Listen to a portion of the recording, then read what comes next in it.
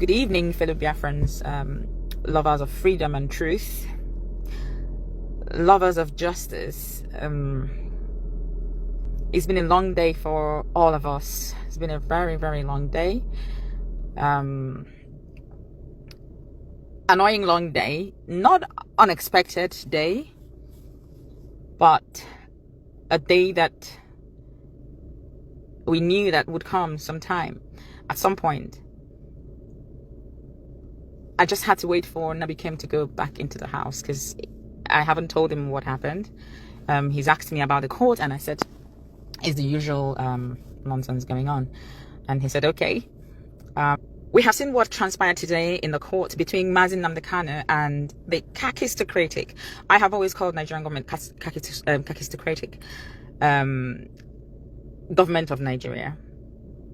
What happened today is not something unprecedented. It is something that we know that this is what they want to do, even though some people don't realize that, but this is something that has been planned, prepared a long time ago.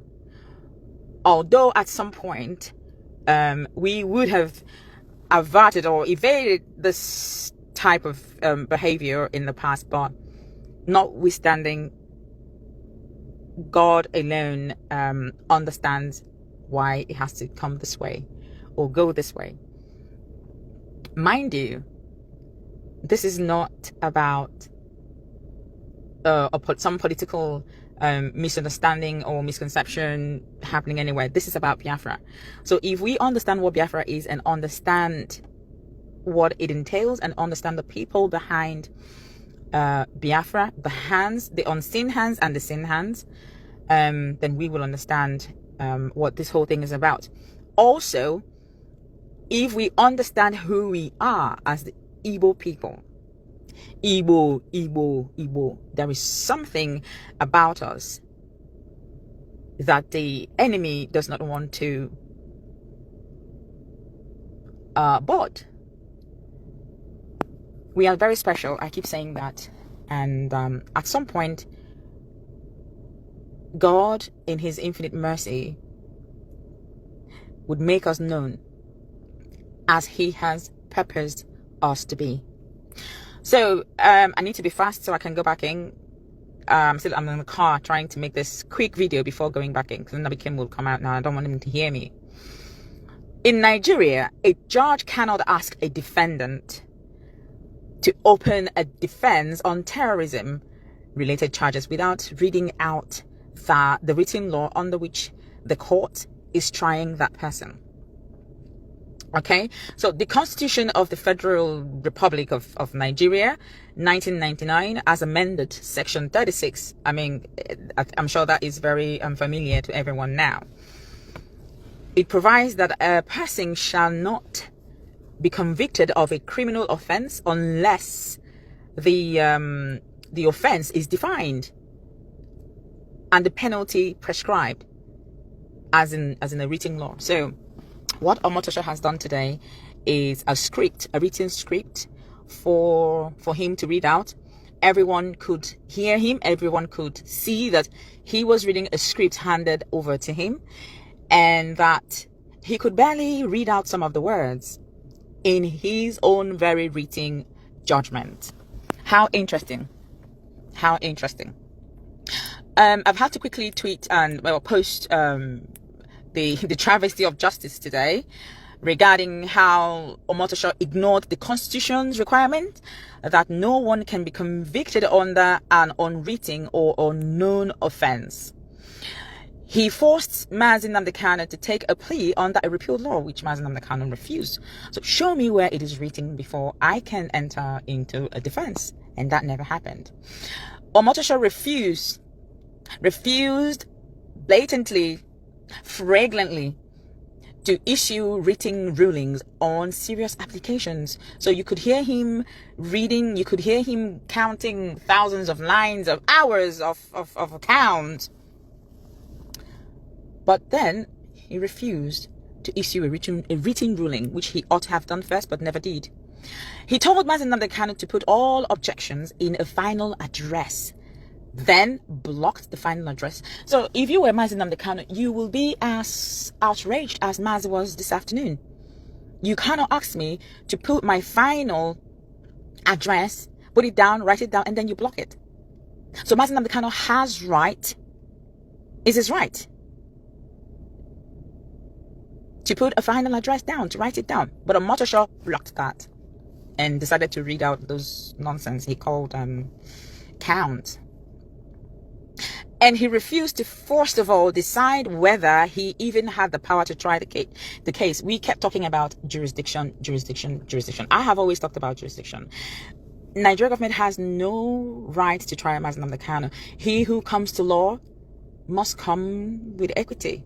Or he who comes to equity must come with clean hands, rather. Excuse me. So it's also in the spirit. If I'm going somewhere to lay a complaint about someone, I ought not to have done something, rather lay a complaint first. So Nigerian government decided to take Mazi Nnamdi Kanu from Kenya, They kidnapped him, tortured him. After 8 days, they brought him to Nigeria and then decided to try him under a repealed law, which we have refused. So a few gaps there where we should have stood on our discharge and acquitted and stood by it. Regardless, that would be revisited, and we are going to appeal. Of course, we are not going to sit down and fold our arms for Nigerian government to deliver something that they have planned, a verdict that they have written years before now. We won this case. They were not happy about it. They went to Supreme Court, even though the Supreme Court messed around with the whole judgment, but they did say to them, you are trialing him on a wrong law. Change it. Nigeria never changed it. Where is the treasonable felony gone? Where is the location of the crime? Where is the location of the crime? Did Omotosho mention it? No. One of the reasons I came on live is to point at just one single point or one single loophole. Omotosho cannot give a verdict on an evidence that was not inclusive in the previous or the evidence tendered in court. Everyone keeps shouting, oh, Mazi Nnamdi Kanu said, burn down this, kill the policemen. What were the policemen doing? Policemen were shooting protesters who were unarmed. But that aside, did any person come to court? Was that a witness in the court who came in to say, I committed this crime? Or was that a person that the police or the DSS or the Nigerian government brought into the court and said, this person committed this crime because Nnamdi Kanu incited them? None whatsoever. So in Omotosho's verdict, he was counting everything, and he counted about Mazi Nnamdi Kanu wanting the British embassy to be burnt down and Katrina Lang murdered. How on earth? How is that? So you see, when I say that the Nigerian government and all their nonsense is of kakistocratic nature, it is not a joke.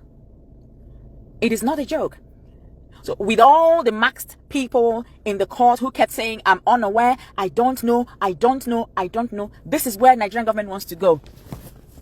This is where they want to go to. Or life imprisonment. He would have mentioned death sentence then. Why didn't he mention it? He should have said death sentence. The thing is, we're not here to make any noise, but to continue to tell our people that this is an orchestrated pattern. We know the hands behind this. The British government being brought into this very case in order to say, oh, Mazi Nnamdi Kanu is international. Take this point, international terrorist. They are stupid. You know, this is the kind of person who would be in an examination hall. They would give him copied whatever, and he would copy both the person, his matriculation number, and the person who gave him a note to copy from.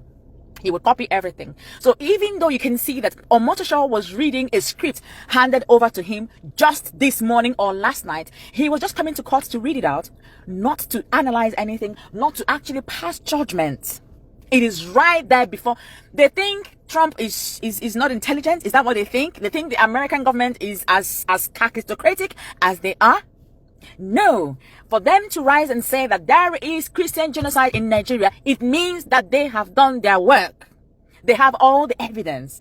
So these scripts, when someone gives you a script to read, you have to act the part. These people are so aristocratic, they cannot even act a script.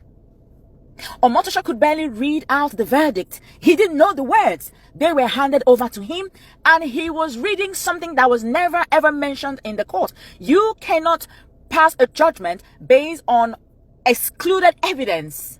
You cannot just by yourself put in something that you feel you need to add to pass judgment on an innocent man. Mazi Nnamdi Kanu is not a terrorist.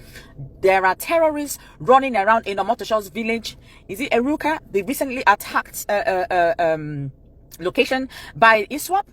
We have one of our brothers who was just murdered 2 days ago by the same ISWAP. How many of them have they convicted? None whatsoever. None. But it is Mazi Nnamdi Kanu. This is right before his eyes. They're running around. You can't. When he said to you, you cannot. You cannot, because you have no evidence of, no shred, or no proof, no shred at all. Excuse me. I'm just too tired. There's no shred of evidence, no shred of proof. So this is a written script. They have interpreted it the way they have chosen, but we will fight it. I got Hinshia, I got Lugidog, I got Hinshia. They don't know what they are in for. They are angry that Mazi Nnamdi Kanu is courageous. You can see that they keep talking about this. You cannot convict a man who is innocent. You have no proof whatsoever. So this script they are tagging, you're using somebody who has killed Igbo people. You're using, all of a sudden you're raising his face that he's a pro-Biafran. That boy in Finland is not a pro-Biafran activist, anything. So these are all propagandas. I want our people to understand how the government operates, how they work. And there are some certain information that we will not be able to release out here in the public. But no, begin to reason deeper than you do to be able to understand how governments operate. There's something I wrote in the past. There is narcissism in the world, but then there's also narcissism in the government. How they operate, especially the Nigerian government, where they have a problem with influence. You can imagine a foreign minister right there in front of the whole world, saying that he does not have enough, or he didn't have enough data of number of Christians killed in Nigeria. And the point is it about Christians being killed, or is it about Muslims being killed? What is the point? Or is it about the human lives being wasted every single day in this country? Innocent lives, children who should be protected, guarded, and safeguarded with everything possible in life. They have no idea what to do with human lives. So terrorists are in their villages, burning down places, kidnapping people, killing people, and all of a sudden they want to tell it that, oh, this is IPOB who are now killing people. They should know that the world is USA is much more intelligent than they are. Look at the country that wants to be included in the United Nations Security Council. How can you be in a Security Council when you cannot safeguard tiny bit of life like this? The newly born baby's life. You can't safeguard it. And that is what Mazi Nnamdi Kanu speaks about. And that is why they're upset. But you cannot fight someone you don't understand the entirety of their embodiment. God has positioned Mazi Nnamdi Kanu, has brought out Mazi Nnamdi Kanu for this purpose. And the earlier these people understand this, the better for every one of them. The better for every one of them. I will let this, I need to go to Sutton that we came out and catch some sleep. I've not slept for the past 24 hours now.